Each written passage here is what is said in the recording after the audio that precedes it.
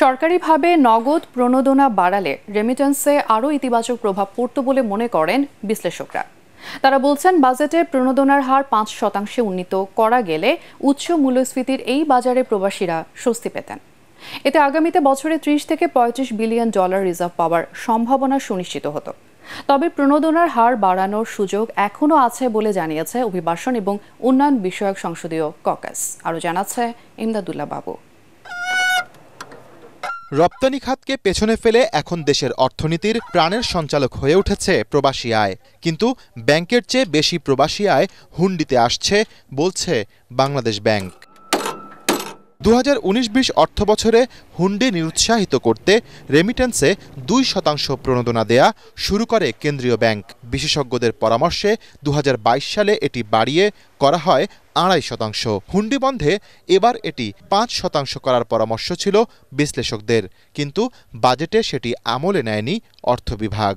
বর্তমান যে মূল্যস্ফীতির যে সময়টা চলছে, মুদ্রাস্ফীতির সময়টা চলছে, এই সময়ের মধ্যে আমি মনে করি আমাদের প্রবাসীদেরকে একটা স্বস্তি দেওয়ার জন্য, তাদেরকে তারা যাতে আনঅথরাইজ চ্যানেলে অবৈধভাবে হুন্ডিতে অর্থ প্রেরণ না করে, সেই জায়গায় তাদেরকে উৎসাহিত করবার জন্য রেমিটেন্সের অর্থের উপর যে প্রণোদনা, সেই প্রণোদনা বৃদ্ধি করা কিন্তু আমার মনে হয় খুবই গুরুত্বপূর্ণ। আমাদের একটা প্রপোজাল ছিল যে এটি যদি আর 1% বাড়ানো যেত, 3.5 বা এরকম কিছু করা যেত। বৈশ্বিক অর্থনীতি এই 24-25-এ কিন্তু আর একটু নাজুক অবস্থায় পড়তে পারে। সেই সকল বিবেচনায় আসলে এবার 2.5%-এর বেশি প্রণোদনাটি দেওয়া হয়নি। আমরা মনে করি যে এটি খুবই এফেক্টিভ হবে হুন্ডি প্রতিরোধ করার জন্য, এই প্রণোদনা বাড়ানো। প্রণোদনা দেয়ায় গেল ৩ অর্থবছরে গড়ে ২১ বিলিয়ন করে রেমিটেন্স পাঠিয়েছেন প্রবাসীরা। জুনে ৩ বছরের মধ্যে রেকর্ড ২.54 বিলিয়ন মার্কিন ডলার দেশে আসে। প্রণোদনা বৃদ্ধি করলে এই ধারা আরও বাড়বে বলে মনে করেন সংশ্লিষ্টরা। যদি আমরা ইনসেন্টিভ বেশি করে দিতে পারি, প্রবাসীদের মর্যাদা সম্পন্ন তৈরি করতে পারি এবং তাদেরকে এয়ারপোর্টে যাবার সময়, আসার সময় যদি আমরা তাদেরকে সেভাবে সম্মান দিতে পারি, ৩০ থেকে ৩৫ বিলিয়ন ডলার আমরা উপার্জন করবার জন্য আমাদের একটা প্রেরণা রয়েছে। আমরা সেই কাঙ্ক্ষিত লক্ষ্যে হয়তো পৌঁছতে পারবো। যে কোনো মেকানিজমে আমাদের এই প্রবাসী আয়ের উপর যাতে প্রণোদনাটা বৃদ্ধি করে ২.৫% থেকে বাড়ানো যায়, আমি আশা করব যে সরকার প্রধানের দৃষ্টিতে আসলে এটি হয়তো সুরাহা হয়ে যাবে। এটি তো আসলে সার্কুলারের মাধ্যমেও করা যায়, 3 মাস পর পর একটা রিভিউ হবে।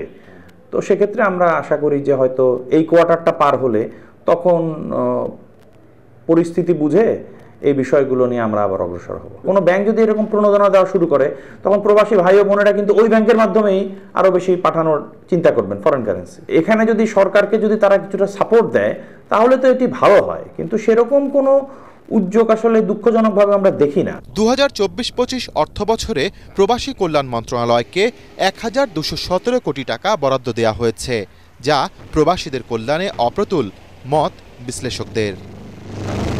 ইমদাদুল্লাহ বাবু, ATN বাংলা, ঢাকা।